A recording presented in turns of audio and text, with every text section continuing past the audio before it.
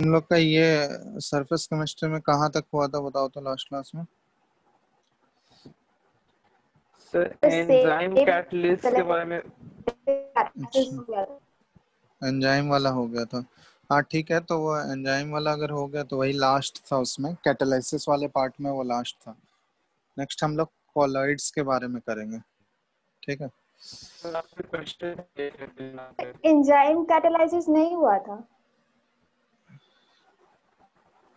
क्या चीज?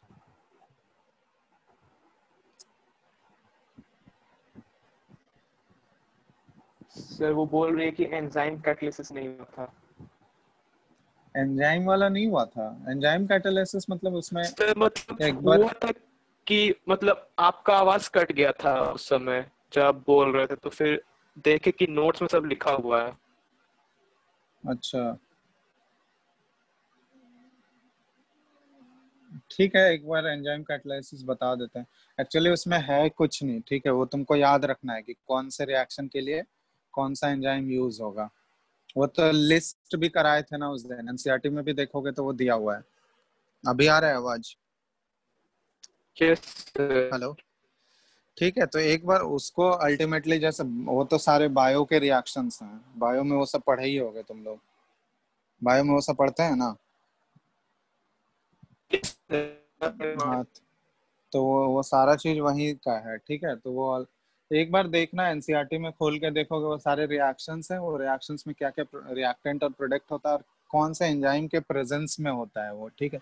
वो ज्यादा इंपॉर्टेंट है। तो वो लास्ट क्लास में लिखाए ही थे। एनसीईआरटी में भी देखोगे तो एक टेबल बना हुआ है उसके लिए, ठीक है।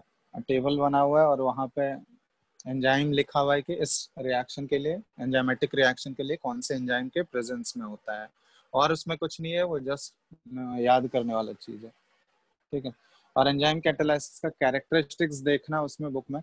तो कैरेक्टरिस्टिक्स ये बहुत ही, मतलब जो हमारे बॉडी में जो रिएक्शंस होते हैं, या जो,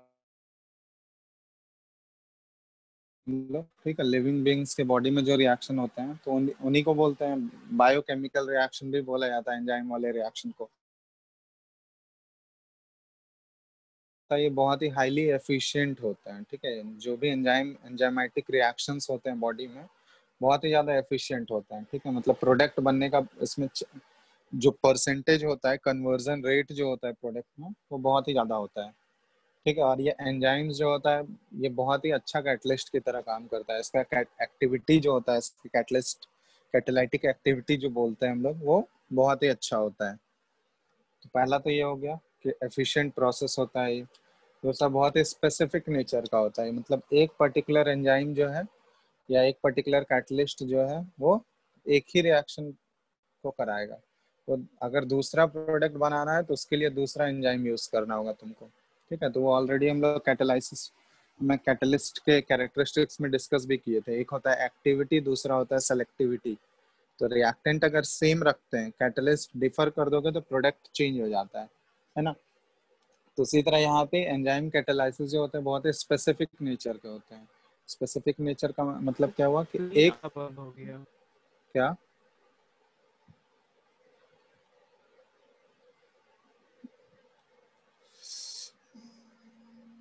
एक मिनट रुको।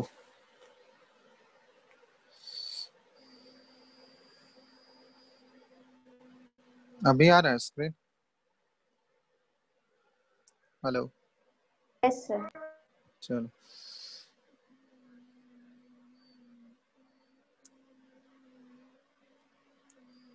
ठीक है, ये लेक्चर कौन सा, 5 है या 4 है? शायद 5 होगा, ठीक है। तो इसमें देखोगे 4 है। ना कि 4 है। कैरेक्टरिस्टिक्स लिख दे रहे हैं, ठीक है। एक बार एनसीईआरटी से पढ़ना, ये समझ में आ जाएगा। कुछ है नहीं इसमें। कैरेक्टरिस्टिक्स ऑफ एंजाइम कैटालाइसिस, ठीक है। तो इसमें क्या क्या पॉइंट्स होते हैं कैरेक्टरिस्टिक्स में? तो वही पहला जो बताए, बहुत ही हाईली एफिशिएंट होता है। इसका एक्टिविटी जो होता है एंजाइम्स का, बहुत ही हाईली एफिशिएंट प्रोसेस होता है ये। दूसरा जो है, ये स्पेसिफिक नेचर का होता है, हाईली स्पेसिफिक।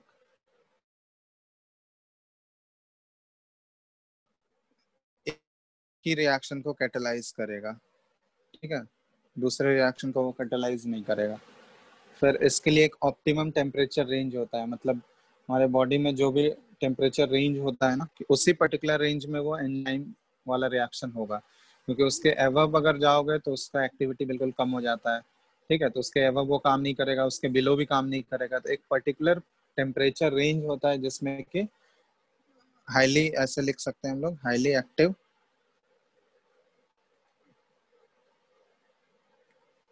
अंडर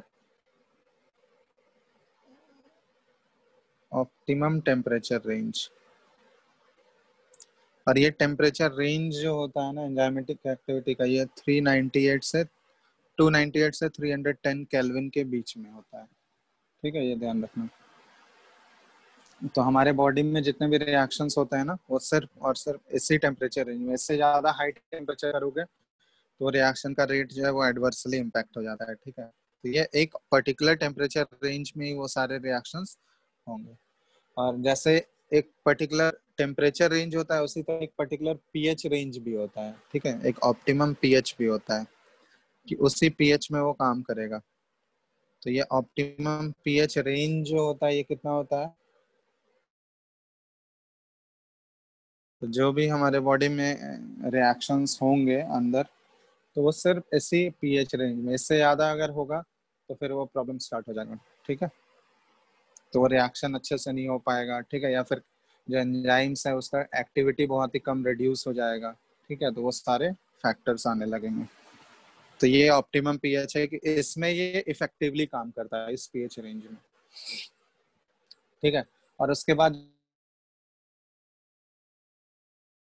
के लिए प्रोमोटर यूज किया जाता था। यहाँ भी एंजाइम्स की एक्टिविटी को उसको यहाँ पे प्रोमोटर नहीं बोलते हैं, यहाँ पे को एंजाइम्स बोलते हैं। तो एक्चुअली में जो वाइटामिन्स हम लोग यूज करते हैं, ठीक है, जो हमारे बॉडी में वाइटामिन्स प्रेजेंट होते हैं, ठीक है, वो एक को एंजाइम्स की तरह काम करते हैं। समझ में आया? कि वो एंजाइम्स के मॉलिक्यूल को क्या करेगा, एक्टिवेट करता है। तो इसलिए उनको हम लोग को एंजाइम्स बोलते हैं। जैसे प्रोमोटर का रोल था वहां पे, उसी तरह यहाँ,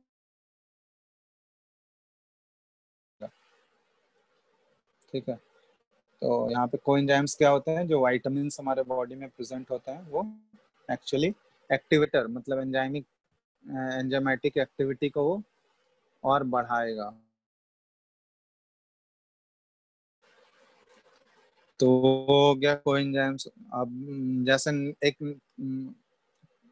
कैटालाइटिक पॉइजन पढ़े थे वहां पे, एक प्रोमोटर था, दूसरा कैटालाइटिक पॉइजन था। तो यहाँ भी देखो, यहाँ भी पॉइजन होता है हमारे बॉडी में भी, कैटालाइटिक पॉइजन या फिर इनहिबिटर बोलते हैं उसको।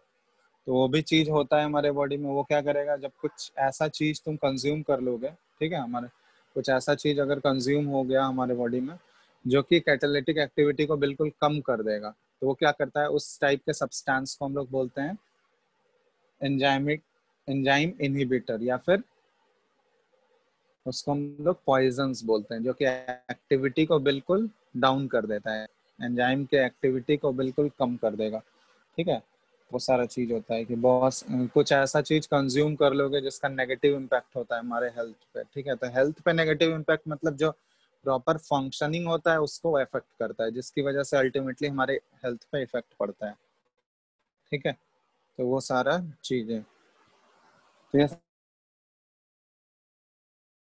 ठीक है। अब एंजाइम कैटालाइसिस का मैकेनिज्म जो होता है ना, एक बार देखना, इसमें की लॉक टाइप का मैकेनिज्म होता है। जैसे शेप सेलेक्टिव कैटालाइसिस तुम लोग को बताए थे, तो शेप सेलेक्टिव कैटालाइसिस में क्या था कि एक पर्टिकुलर शेप रहेगा कैटलिस्ट का, उसी में जाके रिएक्टेंट अंदर जाके घुसते हैं और उसी में अंदर घुसता है और वहां पे ही रिएक्शन होता है। उसी तरह एंजाइमेटिक एक्टिविटी का भी जो रिएक्शंस देखा गया है, तो उसके लिए मैकेनिज्म जो ऑब्जर्व किया गया, ये की लॉक मैकेनिज्म वाला है कि एक की टाइप का पैटर्न रहता है, ठीक है, जिस तरह की रहता है ना, तो उसी तरह एंजाइम का सरफेस होता है, वो कैटलिस्ट का सरफेस। तो वो सबस्ट्रेट मॉलिक्यूल, मतलब जो रिएक्शन करेगा, ठीक है, जो रिएक्ट करेगा, तो वो उसके सरफेस पे जाके अटैच होता है, ठीक है। जैसे ये एंजाइम ई से डिनोट कर रहा है, और ये सबस्ट्रेट है, सबस्ट्रेट एस से डिनोट करता है। सबस्ट्रेट मतलब यहाँ पे रिएक्टेंट हो गया। ई डिनोट कर रहा है एंजाइम को, ठीक है। एस डिनोट कर रहा है सबस्ट्रेट को, जिसको कि हम लोग रिएक्टेंट्स भी बोलते हैं। तो ये इसके साथ कंबाइन करता है। ये इसका शेप जो होता है एंजाइम का, देखना बुक में दिया हुआ है, वो बिल्कुल की टाइप का होता है, ठीक है, की के तरह। इसके बाद बीच में ये एक इंटरमीडिएट बनता है, ठीक है, मतलब जिसमें कि पूरा पूरा बॉन्ड ना ब्रेक हुआ होगा ना फॉर्म हुआ होगा। और उसके बाद ये तुरंत इंटरमीडिएट जो है ये कन्वर्ट हो जाता है ई प्लस। टाइम रिएक्शन में पार्टिसिपेट कर रहा है बट कंज्यूम नहीं होगा, ठीक है, वो पूरा सेपरेट हो जाता है। और यहाँ पे ये पी जो बन गया ये प्रोडक्ट बन गया। तो एक्चुअली में हमारे बॉडी में जो भी रिएक्शंस होते हैं एंजाइम वाले, उसमें क्या होता है कि एक बड़ा मॉलिक्यूल जो है वो सिंपलर मॉलिक्यूल्स में ब्रेक डाउन होता है, ठीक है, वही होता है ना। हमारे बॉडी में जो भी मेटाबॉलिज्म और रिएक्शंस होता है उसमें एक बड़ा मॉलिक्यूल क्या होता है, वो धीरे धीरे छोटे मॉलिक्यूल्स में रिएक्टेंट का, उसको ये ब्रेक कर देता है, दो छोटे हाफ्स में डिवाइड करता है, फिर उसको फर्दर वो और छोटे हाफ्स में डिवाइड होगा, ठीक है। तो ऐसे करके ये बहुत ही सिंपलर फाइन पार्टिकल्स में ये कन्वर्ट होते जाता है। तो ये पूरा मैकेनिज्म है। तो हम लोग जैसे कि फिट होता है लॉक में, उसी तरह से यहाँ पे एंजाइम वाला भी ऑब्जर्व किया गया इसका मैकेनिज्म, ठीक है। तो ये पहला स्टेप में ये एक इंटरमीडिएट बनाएगा, ठीक है, एंजाइम ये सबस्ट्रेट के साथ कंबाइन करके ये ईएस जो बना है ये इंटरमीडिएट है, या फिर एक्टिवेटेड कॉम्प्लेक्स इसको बोलते हैं हम लोग। ये ऑलरेडी केमिकल काइनेटिक्स में पढ़ चुके हैं, एक्टिवेटेड कॉम्प्लेक्स। और उसके बाद ये फिर एंजाइम पूरा सेपरेट हो गया, उसके बाद ये पी जो है ये प्रोडक्ट, ठीक है। तो ये हो गए एंजाइमेटिक रिएक्शंस के बारे में, ठीक है। कोई डाउट है यहाँ तक? अब बोलो। एक बार एनसीईआरटी से रीडिंग भी मार लेना तुम लोग इसको, ठीक है, एनसीईआरटी से एक बार रीड करना, अच्छा से एक बार समझ में आ जाएगा। पढ़ रहे हो या नहीं NCERT? Sir yes sir. Test में कोलॉइड से भी क्वेश्चन आया था। टेस्ट में कोलॉइड से भी क्वेश्चन आ गया था। कॉलॉइड से था? यस सर, स्मॉग का वगैरह वगैरह। अच्छा, पता नहीं, तो पेपर तो हम नहीं बनाए, तो शायद दे दिया होंगे सर गलती से। कितना क्वेश्चन था? ज्यादा चार क्वेश्चन नहीं पांच था ना? क्वेश्चन था। सिर्फ कॉलॉइड सर से? मेरा वाला में 3-4 था। हम्म, तो मतलब टाइप ऑफ कॉलॉइड ही ना पहचानने के लिए, या यस कुछ सर। और? ठीक है, उतना बेसिक तो हो तो। पार्टिकल्स था। चलो ठीक है, कोई दिक्कत नहीं है।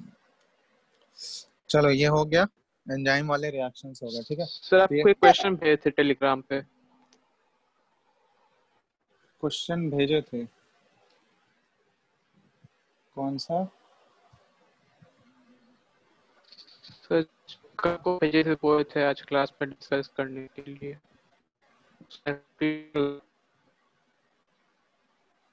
अच्छा, एक्टिवेशन एनर्जी वाला। Yes sir. Activation energy of a reaction is 9 kilocalorie per mole. The increase in rate constant when its temperature is raised from 295 to 300 Kelvin approximately. तो इसमें देख लो यहाँ पे क्या है, मतलब तो इसमें यही वाला इक्वेशन यूज होगा ना जो बताए थे, ln k2 upon k1 is equal to क्या है, यस सर। ये अपॉन r, और ये 1/T1 माइनस 1/T2। तो ये पुट करना है इसमें। तो यहाँ पे K2 और K1 में तुमको रिलेशन निकालना है, ठीक है। तो टेम्परेचर राइज किया जा रहा है, तो ये देखो K2 और K1 में रिलेशन निकालना है, तो क्या रेशियो होगा, कितने टाइम्स बढ़ रहा है। तो एक्टिवेशन एनर्जी दिया हुआ 9 किलो कैलोरी पर मोल, है ना। तो 9 किलो कैलोरी मतलब कैलोरी में कितना हो जाएगा, 9000। और R का यस वैल्यू सर। कितना होता है, कैलोरी में 2 लेते हैं हम लोग, ठीक है। और 1/T1 कितना दिया हुआ है, 295, और माइनस T2 1/, तो इसको सॉल्व करना है, क्या दिक्कत है इसमें? तो ई का पावर समथिंग आएगा, तो फिर उसको तो कैसे उसका वैल्यू निकालेंगे? ये अप्रोक्स ई में नहीं है, इसको लॉग में कन्वर्ट कर लो ना, 10 टू द तो पावर फिर कर। 10 का पावर समथिंग आएगा। अप्रोक्सीमेट लेना है, इसलिए तो तुमको वो करना है ना अप्रोक्सीमेटली। यहाँ पे कुछ ना कुछ तुम्हारा होल नंबर टाइप का आएगा, राउंड ऑफ करोगे इससे तो वही वन। बताइए ना कैलकुलेशन। ठीक है, पहले इसको देख लो ये कितना आ रहा है, कैलकुलेशन करो इसको। इधर तो आ गया 4500, और ये कितना आएगा? 3, ये ऊपर 5 हो गया, 5 डिग्री से ही बढ़ा है ना, या 5 केल्विन से ही ना। Yes sir. मल्टीप्लाई करो जल्दी, जल्दी से मल्टीप्लाई करो, कितना आ रहा है? ये 2 जीरो कैंसिल आउट हो गया, ये 15 टाइम्स में कट गया, और क्या बचेगा देखो।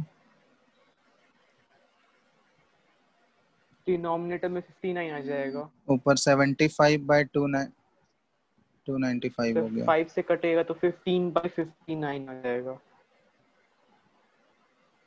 15/59, तो नियरली 1/4 लिख सकते हैं हम लोग। Yes sir.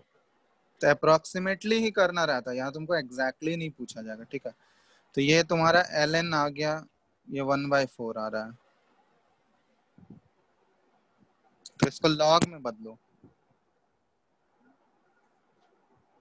तो ये लॉग में कितना हो जाएगा? तो लॉग में बदलने के लिए इसको क्या करोगे? 2.30 1/9.2 हो जाएगा। 2.303 से मल्टीप्लाई करोगे यस सर। तो वो उधर जाएगा तो डिवाइड हो जाएगा। Yes sir. तो यहाँ से ये आ गया log K2/K1 that is equal to 1 by 1/4। ये कितना आया अप्रोक्सीमेटली? 1/9.2। 1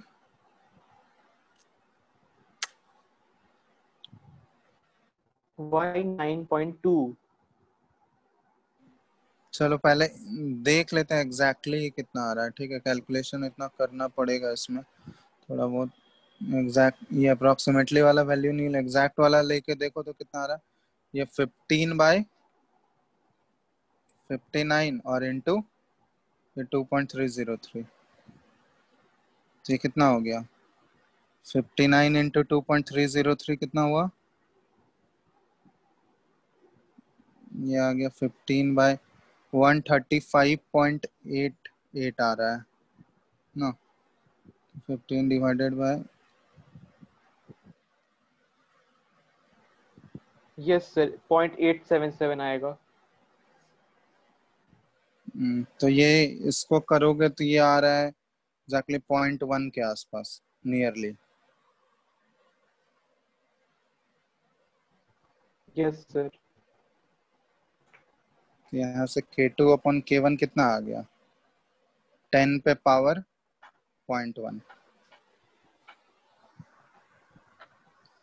अब ये कर सकते हो 10 पे पावर 0.1। 10 रूट नहीं सर। 10 पे पावर 0.1 नहीं करोगे? अब इतना मैथ्स नहीं कर पाओगे। तो कैसे करेंगे?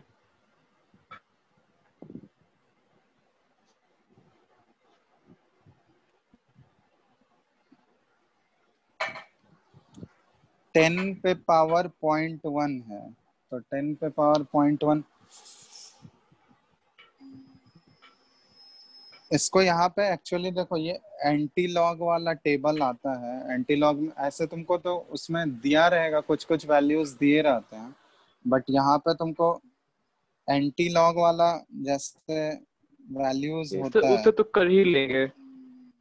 हाँ एंटी तो लॉग बस 0 में तुमको, बना जाएगा फिर।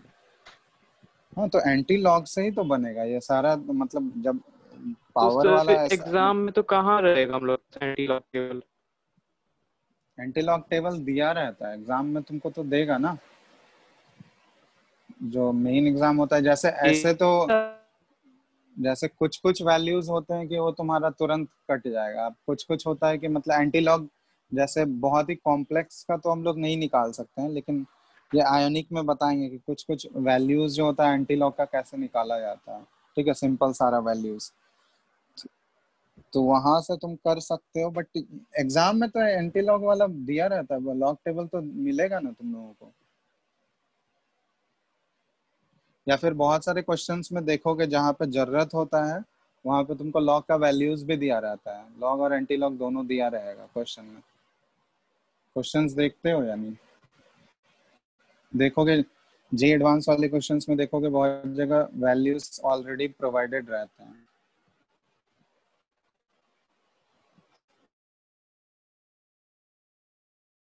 टेबल अब नहीं मिलता है क्या? क्या सर? टेबल देता है स्कूल कि नहीं? एग्जाम में तो मिलता है। हाँ, स्कूल एग्जाम्स में भी दिया रहता है, और जेई में तो वो वैल्यूज ही दिए रहते हैं, जिस क्वेश्चन में वैसा रिक्वायरमेंट होगा तुमको वैल्यूज दिया रहेगा। जेई में क्वेश्चंस में देखना जहाँ पे बहुत ही ज्यादा कॉम्प्लेक्स, जो कि मतलब कुछ कुछ वैल्यूज तो तुमको लॉग का बेसिक वैल्यूज 1 से 10 तक वो सब तो याद रखना होगा, है ना।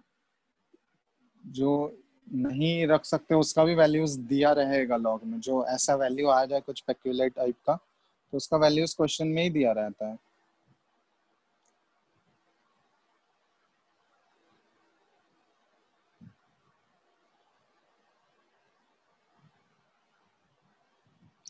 तो ये पावर वाला इतना तो मैथ्स में कितने पावर तक पढ़ते हो? सर फ्रैक्शनल में तो बस 0.5 पढ़ते हैं और क्यूब रूट पढ़ते हैं और कुछ नहीं। 0.5 तो वो तो स्क्वायर रूट हो गया, वो तो यस सर। फ्रैक्शनल पावर, और फ्रैक्शनल पावर निकालने तो बताया जाता है यार, थोड़ा बहुत तो आना चाहिए। मतलब एग्जैक्टली हम लोग नहीं निकाल सकते हैं, बट थोड़ा बहुत इसको करके कर सकते हैं हम लोग। सर वही करना होगा कि क्यूब रूट और 1 के बीच में आएगा, तो उसी से कुछ करते हैं हम लोग हम्म, कि देखते हैं कि। तो वैसे ही तुमको, हाँ, अप्रोक्सीमेशन लेके ही करना, एग्जैक्ट वैल्यू हम लोग डिटरमाइन नहीं कर रहे हैं यहाँ पे, इसलिए अप्रोक्सीमेटली पूछा गया है।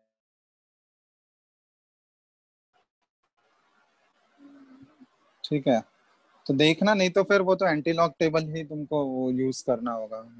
ऐसे फ्रैक्शनल वाला ऐसा कुछ वैल्यू आ गया जिसको नहीं कर सकते हम लोग, तो बिना एंटी लॉग के वो नहीं होगा। ठीक है, और कुछ कुछ ये लॉग का जब इसमें ज्यादा यूज होता है आयनिक वाले में होगा, तो वहां पे बताया जाएगा कुछ कैसे मतलब बेस करेंगे। ठीक है, तो वो सारा चीज वहां पे देखेंगे। ऐसे जनरली क्वेश्चन में दिया रहता है, ठीक है, वो वही कोई वरी नहीं है, क्वेश्चन में दिया रहेगा तुमको वैल्यूज। जेई का पेपर देखोगे उसमें ऑलरेडी मेंशन किया हुआ रहता है। यस सर, ठीक है, एक जगह देखे थे ई का पावर -1 का वैल्यू दिया हुआ था। ऐसा नहीं, मतलब जहाँ पे लगेगा कि वो ऐसा वो उस टाइप का वैल्यू आ रहा है जो कि कैलकुलेट नहीं किया जा सकता है, वो दिया रहेगा तुमको। लॉग का भी वैल्यूज जैसे सिंपल सारा भी log 2 log 3 ये सब का वैल्यू भी इनफैक्ट दिया रहता है। ये तो ऑलरेडी याद होना चाहिए, बट उसका भी दिया रहता है क्वेश्चन में, पहले ही दिया रहेगा वो क्वेश्चन। ठीक है, तो देख लेना जहाँ पे जैसा रिक्वायरमेंट होगा उसके हिसाब से वो ऑलरेडी देता है, उसके लिए वो नहीं है कोई। ठीक है, जहाँ पे यूज होगा वो तुमको ऑलरेडी प्रोवाइडेड होगा। यहाँ और पे सर, हो सकता है कि ये सारे एग्जाम से मिस बहुत दोगे दिन तो। पहले सर आपको एक और क्वेश्चन भेजे थे।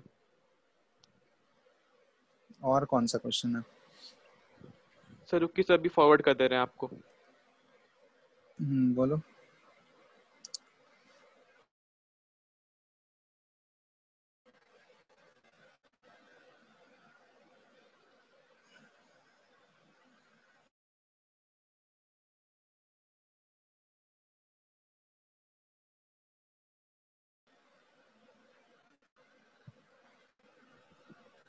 हाँ सर, कर दिए फॉरवर्ड।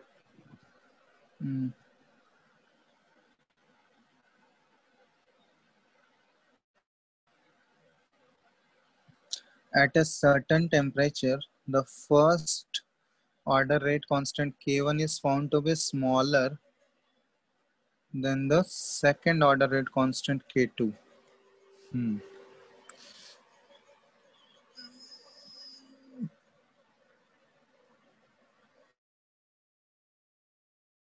बोला गया है कि K1 जो है ये स्मॉलर है K2, ठीक है, सर्टेन टेम्परेचर, किसी टेम्परेचर T पे। Activation energy of the first order reaction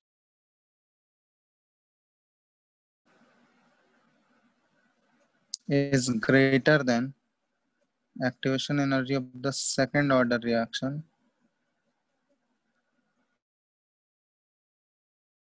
and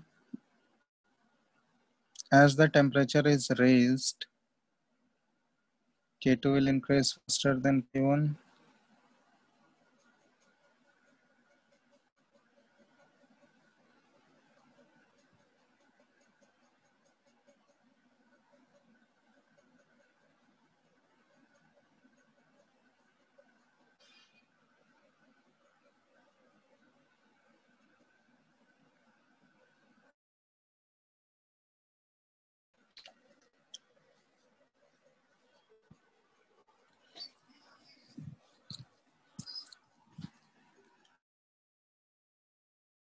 K2 will increase faster than K1. ये पहला हो गया। K1 will increase faster than K2 but will always remain less than K2. K1 will increase faster than K2 and become equal to K2. नहीं, equal to तो नहीं होगा। K1 will increase faster than K2 and become greater than K2. नहीं, options देखो, K2 greater than K1 है, तो actually temperature अगर बढ़ाओगे तो टेम्परेचर बढ़ाने से क्या होगा, K1।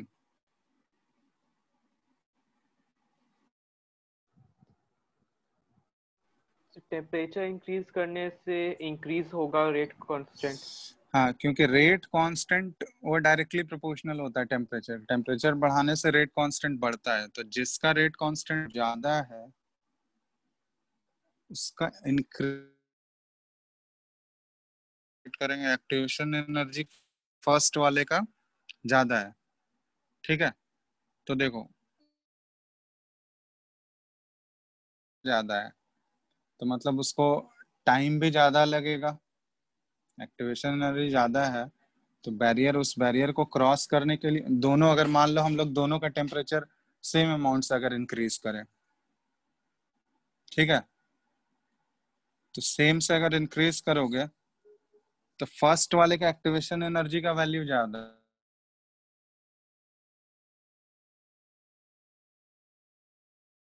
क्रॉस करने के लिए, एक्टिवेशन बैरियर को क्रॉस करने के लिए।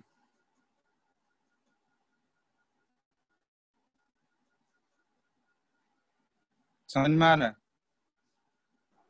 सर रिपीट करिए ना सर, एक बार आपका आवाज कट गया था। बोल रहे हैं ये एक्टिवेशन एनर्जी फर्स्ट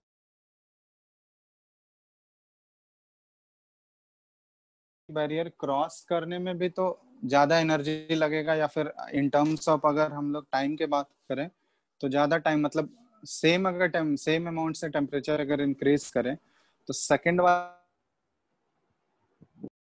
हो सकता है या नहीं, बोलो। Yes sir. हेलो, क्योंकि उसका एक्टिवेशन एनर्जी भी कम है, ठीक है, एक्टिवेशन एनर्जी भी कम है और उसका रेट कांस्टेंट भी ज्यादा है। क्लियर है? Yes sir. हेलो, तो एक्टिवेशन एनर्जी कम यस है सर। तो उससे उसको उसको क्या होगा कि ज्यादा से ज्यादा मॉलिक्यूल तुरंत सेम टेम्परेचर, सेम अमाउंट अगर टेम्परेचर चेंज करें तो क्या होगा, ज्यादा मॉलिक्यूल्स कन्वर्ट भी हो सकते, तो उसमें इंक्रीज क्या होगा, सेम अमाउंट से अगर टेम्परेचर बढ़ाओगे तो दोनों में अगर हम लोग कंपेयर करें तो सेकंड वाले केस का क्या होगा कि रेट जो होगा वो ज्यादा बढ़ेगा same amount of temperature change करने से। बात समझ में आ रहा है? Yes sir. तो यहाँ पे कौन सा ऑप्शन हो सकता है? K1 will increase faster than K2 but will remain less than K2, ये तो नहीं होगा। K2 will increase faster than K1, ये होना चाहिए ना। सर ऑप्शन ए है आंसर। तो ऑप्शन ए ही होना चाहिए। K2 will increase yes faster sir. Then K1, क्योंकि K1 तो फास्टर K2 से नहीं होगा ना कभी, क्योंकि उसका यस एक्टिवेशन सर। एनर्जी भी ज्यादा है और प्लस उसका रेट कांस्टेंट भी कम है पहले से। ठीक है, तो वो दोनों चीज उसको अपोज कर रहा है। ठीक है, तो ऑप्शन ए ही होगा। मोर देन वन है क्या ये? नहीं, एक ही ऑप्शन करेक्ट लग रहा है। यस सर, सिंगल करेक्ट है। तो ऑप्शन ए ही होगा फिर।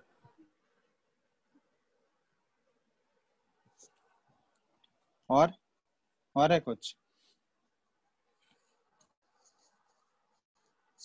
हेलो? यस सर, एक और क्वेश्चन है।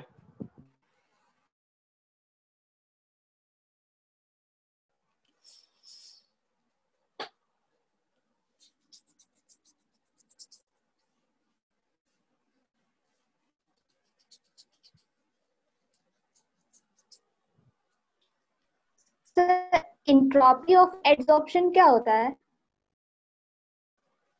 बोलो, आवाज नहीं आ रहा है तुम लोगों को। Hello? Sir entropy of adsorption क्या होता है?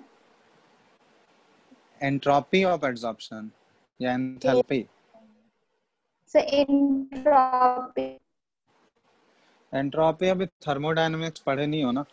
एंट्रोपी एडसॉर्प्शन का पूछ रहे हो ना, वो क्वेश्चन आया था क्या? हाँ सर, एक ऑप्शन में था। थर्मोडायनेमिक्स का पार्ट है वो, एक्चुअली हम लोग को हुआ नहीं। थर्मोडायनेमिक्स में एंट्रोपी होता है रैंडमनेस, ठीक है। तो रैंडमनेस वो कम होता है। जैसे कोई भी एडसॉर्प्शन प्रोसेस होगा ना, तो एडसॉर्प्शन प्रोसेस में क्या होता है कि नया बॉन्ड बनता है ना। तो बॉन्ड बनने की वजह से क्या होगा कि उसका रैंडमनेस जो फ्रीली मूव कर रहा था, जैसे गैस मॉलिक्यूल्स हैं सॉलिड के सरफेस पे। आवाज आ रहा है या नहीं? Yes sir. हेलो?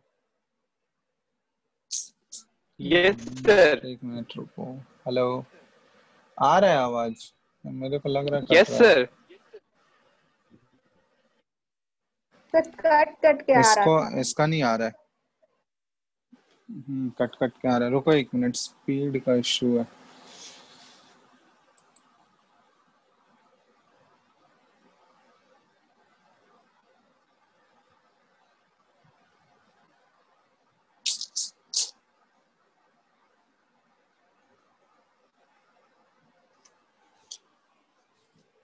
अभी आ रहा है क्या?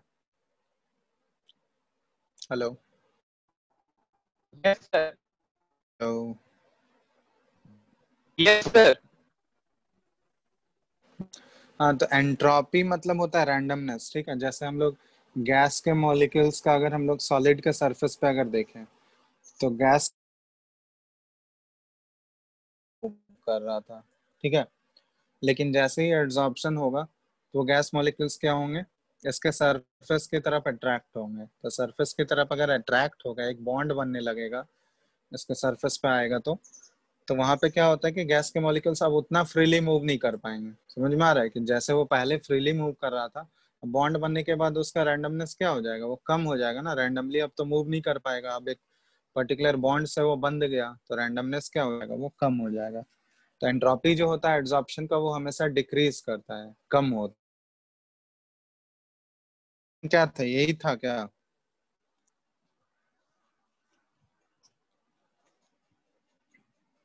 बोलो।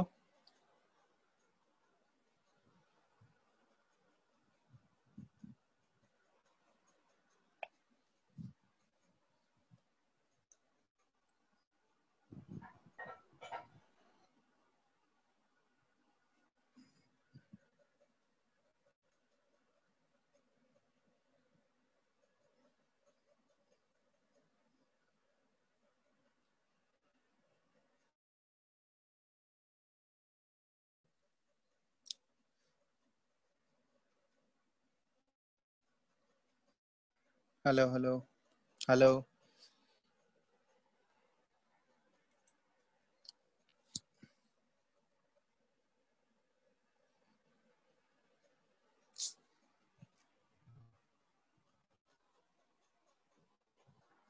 Hello. Yes sir. Yes sir, अभी आपका आवाज आया। अरे नेटवर्क इश्यू है, नेटवर्क आ ही नहीं रहा, बहुत ही स्लो स्पीड आ रहा है, इसलिए आवाज कट जा रहा है बीच बीच में। Enthalpy of adsorption is negative, ये नहीं बोल सकते हम लोग। Entropy of adsorption is negative, ये हो सकता है। On adsorption the residual forces on the surface, identify the incorrect statement among the following. ठीक है, तो इनकरेक्ट स्टेटमेंट करना है ना, तो एंट्रोपी एड्सॉर्प्शन का negative, of adsorption is negative, ये भी नहीं बोल सकते हम लोग एंथैल्पी नेगेटिव। कम होगा बट एंथैल्पी नेगेटिव होगा या नहीं, क्योंकि स्पॉन्टेनियस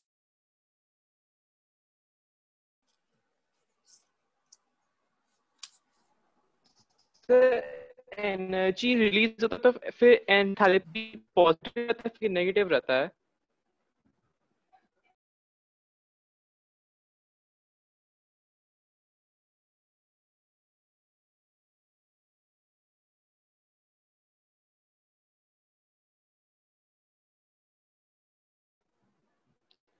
हेलो। नहीं आ रहा है सर का आवाज।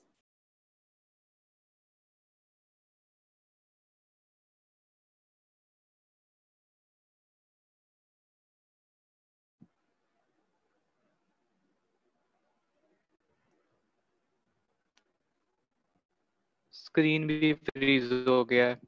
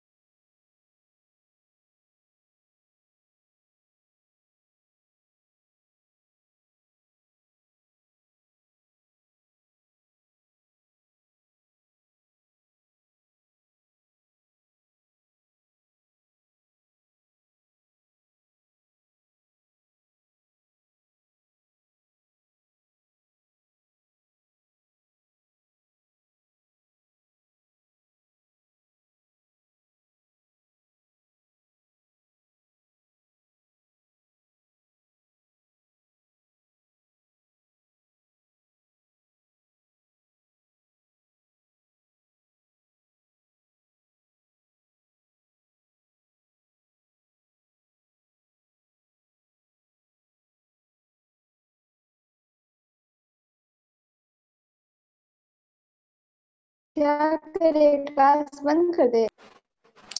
हेलो, आ रहा है क्या यस आवाज? सर। Yes sir. अभी देखो क्लियर है आवाज या नहीं? यस सर, क्लियर है। फिर जाएगा, स्पीड ही नहीं आ रहा है बिल्कुल। चलो देखो, हाँ तो वो बता रहे थे कि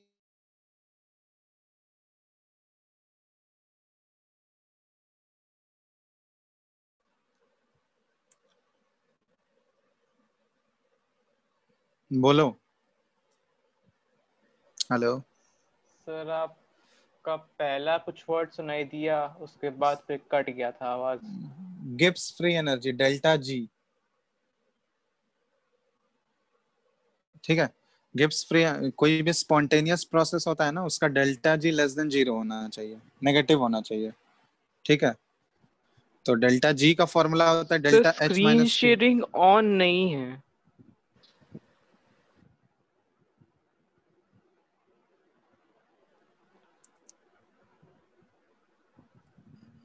देखो, ये delta G is equal to delta H minus T delta S, ठीक है। तो यहाँ पे हम लोग बोलते हैं कि एड्सॉर्प्शन जो है ये स्पॉन्टेनियस प्रोसेस है, तो स्पॉन्टेनियस प्रोसेस के लिए डेल्टा जी का वैल्यू नेगेटिव होना चाहिए, लेस देन जीरो, ठीक है।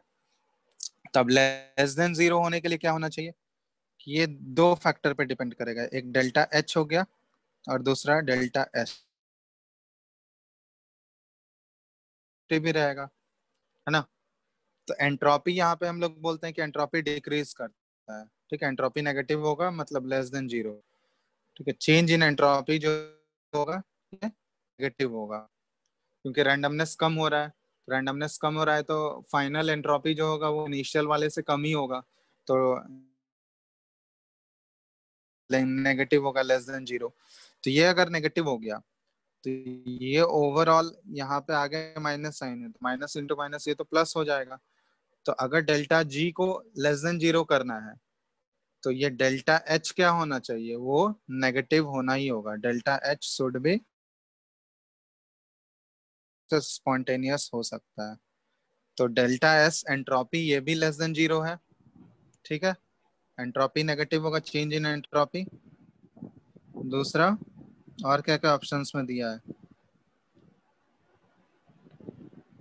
सर इसलिए बोला जाता है कि एड्सॉर्प्शन ऑलवेज एक्सोथर्मिक होता है। एक्सोथर्मिक होता है, क्योंकि डेल्टा एच जो होगा, क्योंकि स्पॉन्टेनियस प्रोसेस है तो डेल्टा एच का वैल्यू तो हमेशा नेगेटिव होगा, तभी तो स्पॉन्टेनियस होगा ना, ठीक है। और डेल्टा एच नेगेटिव है,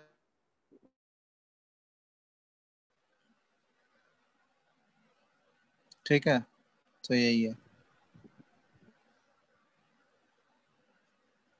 और कौन सा क्वेश्चन भेजे हो तुम? कि in the presence of catalyst activation energy is lowered by 2 kilo calorie at 27 degree Celsius, hence the rate of reaction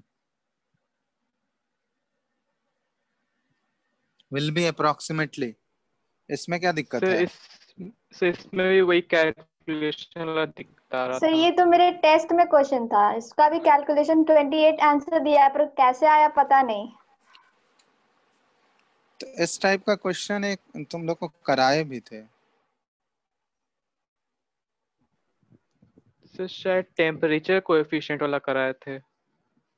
In the presence of catalyst, activation energy is lowered by 2 kilocalorie at 27 degrees Celsius. Hence, the rate of reaction will approximately be। तो दो equation करोगे ना, दोनों equation में क्या कर लोगे? यहाँ पे एक्चुअली देखो, अरे डिवाइड यार, करेंगे फिर। हाँ डिवाइड करना होगा, रेशियो लेना होगा तुमको।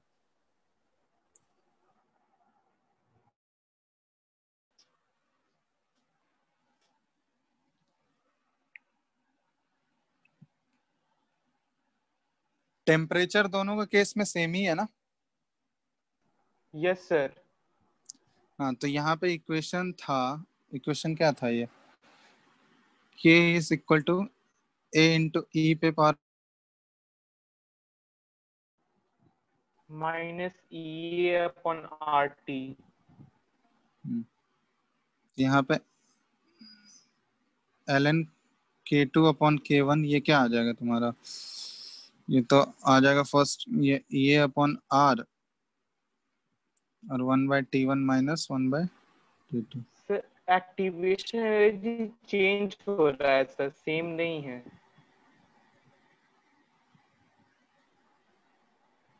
टेम्परेचर सेम है इसमें। टेम्परेचर सेम है, एक्टिवेशन एनर्जी चेंज हो रहा है।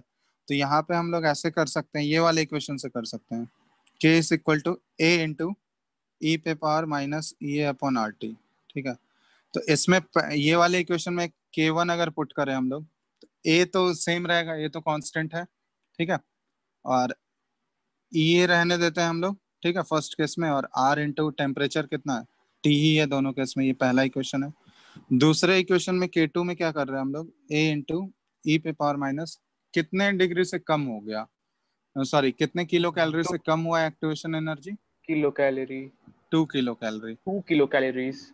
हाँ, तो 2 किलो कैलोरी मतलब ये E माइनस 2 हो जाएगा, ऊपर होगा सेकंड वाले केस में। Yes sir. और यहाँ पे R अपॉन टी। तो टेम्परेचर तो सेम ही है, इन दोनों का रेशियो लेना है तुमको, तो ये तो हो जाएगा। इसमें क्या दिक्कत है तुम लोगों को, बताओ तो। सर इसमें भी वही ई का पावर समथिंग आएगा, उसको फिर कैसे कैलकुलेट करेंगे?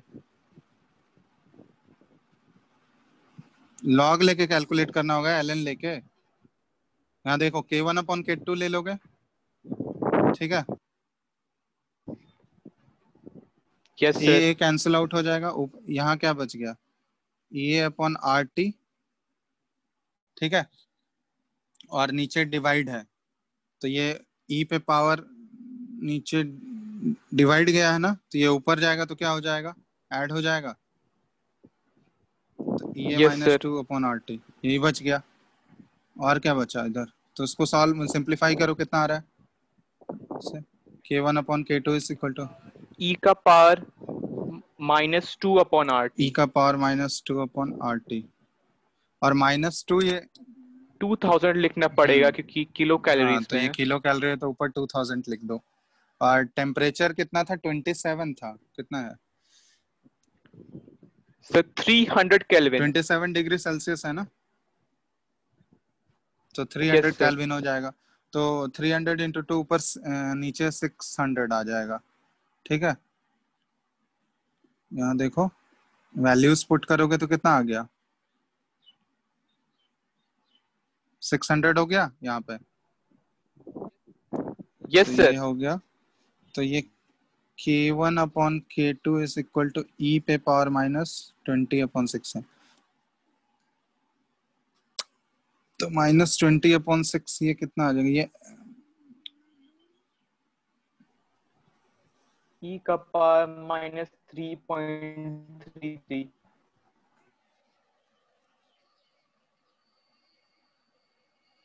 ई का पावर -3.33।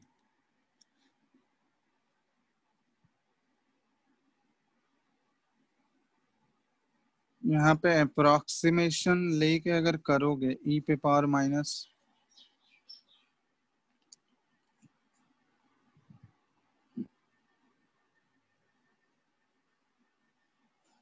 तो यहाँ देखो, यहाँ लॉग के टर्म में हम लोग कर सकते हैं, ln अगर लोगे, ये ln आ गया K1 upon K2 is equal to -20.6,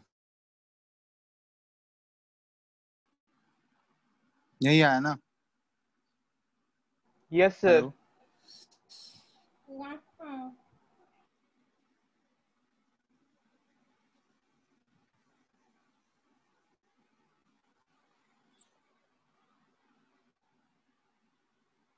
तो इसको भी वही तुमको करना होगा, मतलब एंटी लॉग लेके ही करना होगा, ऐसा तो नहीं होगा मतलब डायरेक्टली ऐसे, क्योंकि पावर में लॉग 10 में भी अगर कन्वर्ट करोगे तो लॉग 10 में भी वही 10 पे पावर को,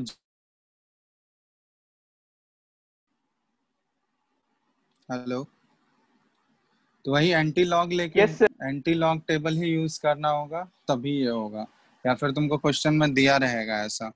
मतलब यहाँ देखो, यहाँ पे ये सब एग्जाम्स में हो सकता है कि मिस हो जाए, लेकिन वहां पे तुम करोगे तो वहां पे दिया रहेगा ऐसा, या तो तुमको डायरेक्टली ऐसा वैल्यूज रहेगा जो होल नंबर में डायरेक्ट आ जाए, ऐसा वैल्यू दिया रहेगा जो होल नंबर में आ जाए, जैसे 2 आ जाए, 3 आ जाए, ऐसा होगा। तो 10 पे पावर अगर वो उतना लोगे तो वो आराम से कर सकते हो। लेकिन जहां भी फ्रैक्शनल वैल्यूज आएंगे ना, वहां पे तुमको दिया रहेगा वैल्यूज, ठीक है। तो वो ध्यान, वैसा टाइप का ही तुमको रहेगा, ऐसा कि दिया रहेगा, ठीक है। क्योंकि बिना एंटी लॉग टेबल यूज किए इसको नहीं कर सकते हम लोग। फिर समझ में आ रहा है? हेलो। सर। Yes sir. तो एंटी लॉग टेबल यूज करना ही होगा इसके लिए, बिना उसके नहीं हो सकता है, ठीक है। एक बार कैलकुलेशन चेक कर लेना अच्छे से, क्योंकि बनेगा तो ऐसे ही, मतलब यहाँ पे, ठीक है, ए और ए कैंसिल आउट हो जाएगा, ए तो कांस्टेंट ही है ना, तो बनेगा तो ऐसे ही। K1 और K2 के बीच में यहाँ पे तुमको रिलेशन निकालना, क्योंकि रेट पूछा गया, रेट कितने टाइम्स वेरी करेगा। तो रेट जो K1 और K2 का रेशियो आएगा वही तो, क्योंकि rate is directly proportional to rate constant होता है, ठीक है। यस तो सर। वैसे ही बनेगा। और क्या भेजे हो?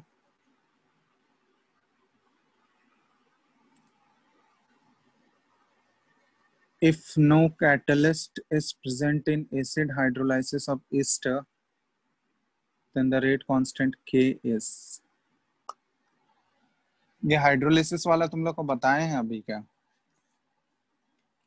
टाइट्रेशन वाला तुम लोग अभी स्यूडो फर्स्ट ऑर्डर रिएक्शन बताए थे। एक्चुअली टाइट्रेशन वाले टॉपिक से है, तो टाइट्रेशन तुम लोग अभी वो किए नहीं हो, इसलिए ये वाला पार्ट छोड़ दिए थे तुम लोगों को, ठीक है। अब इसको रहने दो, ये टाइट्रेशन वाला पार्ट बताया जाएगा तो वहां पे ये हो जाएगा, क्योंकि बहुत सारा चीज स्किप करना पड़ा तुम लोगों को, जैसे एंट्रोपी, थर्मोडायनेमिक्स से रिलेटेड वाला वो सब चीज उसमें नहीं बताए थे। टाइट्रेशन जैसे केमिकल काइनेटिक्स में तो सिर्फ एक ही चीज स्किप हुआ है, वही टाइट्रेशन वाला जो एक छोड़े थे, बाकी सारा चीज तो बच ही गया है। तो वो टाइट्रेशन वाले पार्ट से ही है ये, ठीक है। Yes sir.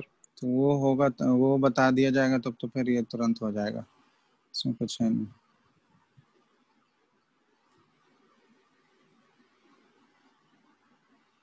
और है कुछ इसमें? देखो,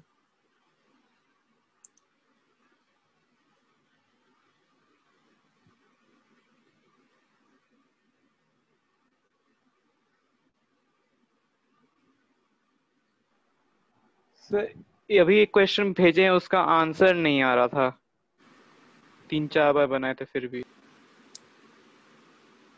one introduction of a catalyst, the rate of a first order increases by 1.718 times। अच्छा, तो वही K2 अपॉन K1 में तुम्हारा इतना टाइम्स आ जाएगा, मतलब K2 इज इक्वल टू आ जाएगा, मतलब लॉग ही सॉल्व करना है इसमें भी तुमको।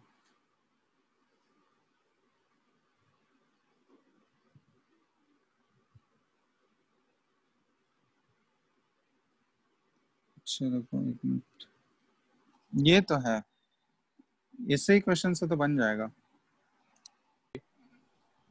सर मेरा आंसर 6.4 आ रहा था। यही तो करोगे ना, K1 upon K2 is equal to, पहले वाले में ए ई पे power minus,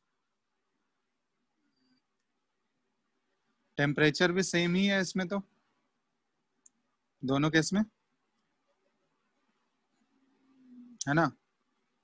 yes sir, 500 kelvin constant है। हाँ, तो नीचे आ जाएगा E2 अपॉन RT, यही होगा।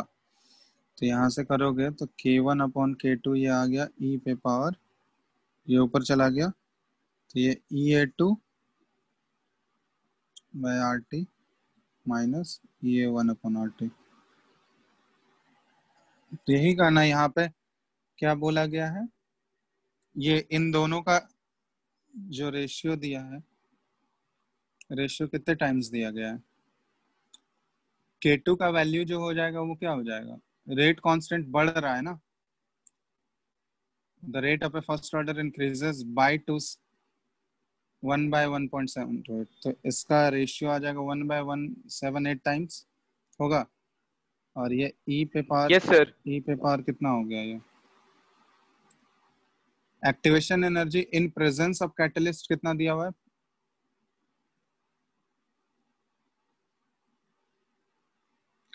मतलब 4.15 किलो जूल्स पर मोल। तो 4.15 किलो जूल, तो 4150 आ जाएगा जूल में। Yes sir. यहाँ आ गया EA2 का वैल्यू वो है 4150 और बाय RT, और यहाँ पे EA1 हमको निकालना है एब्सेंस ऑफ कैटलिस्ट में बाय RT, यही करना है।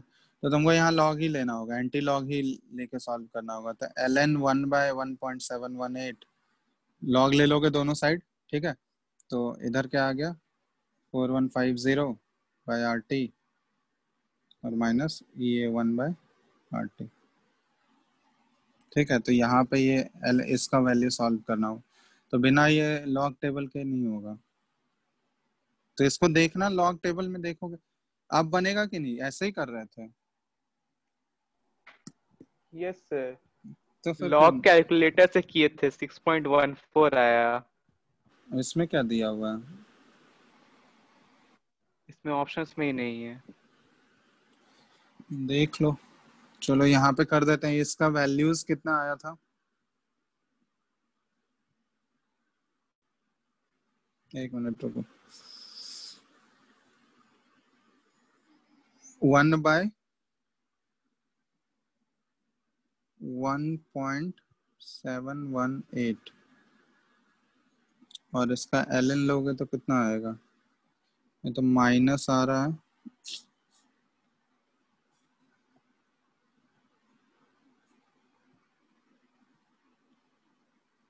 ठीक है, ये आ गया -0.54, ठीक है। और इधर 4150 माइनस EA1, ठीक है, अपॉन R का वैल्यू कितना लोगे, 8.314 ही लोगे। तो ये कैलोरी में है या जूल में है, वैल्यूज देखो।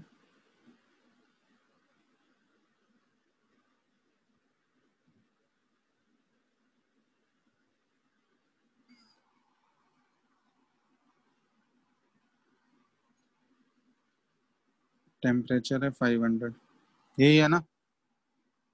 Hello,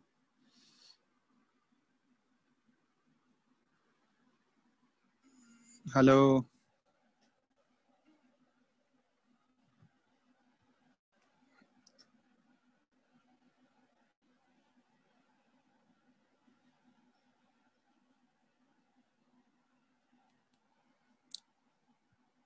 hello. सर 6.39 आ रहा है। ये सॉल्व करने पे यस सर। किलो जूल में है आंसर, ये ध्यान देना। तो ये कितना आ गया तुम्हारा 8.314 इंटू 500 और इंटू 0.54। सर क्वेश्चन में बोला है आर का वैल्यू 8.3 लेने के लिए। ठीक है, उससे उतना ज़्यादा फर्क नहीं पड़ेगा। और इसमें माइनस करोगे 4150,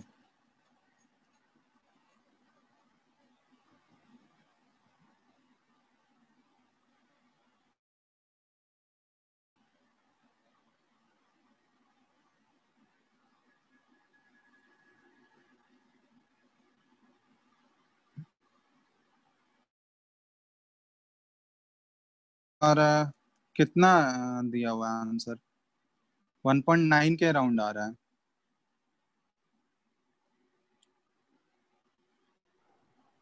हम्म, तो हेलो। ऐड ना करेंगे तो 6.4 के आसपास आएगा।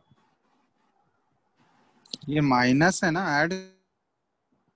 सर उधर जगह तो ऐड हो जाएगा।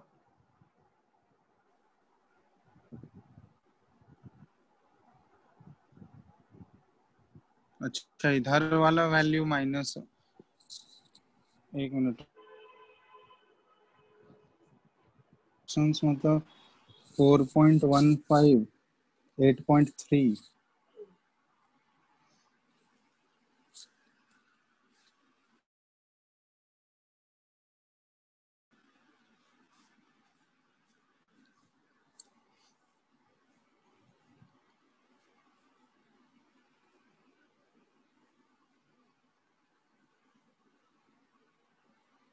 तो वही आएगा 6 पॉइंट, उसी के आसपास आ रहा है 6 पॉइंट कुछ।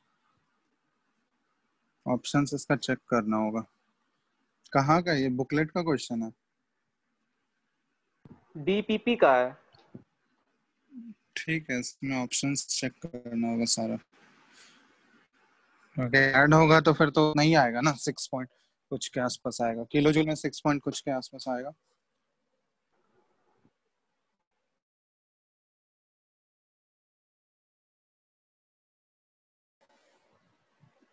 और है कुछ? No sir. मतलब और कोई ज्वाइन नहीं किया ना आज? बोलो। No sir.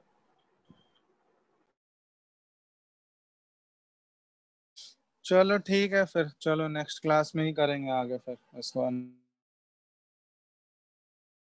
कैटालाइसिस तक हो गया है, इसका लास्ट टॉपिक वही कॉलॉइड है ही है, तो नेक्स्ट क्लास में हम लोग कॉलॉइड से ही करेंगे आगे। ठीक है,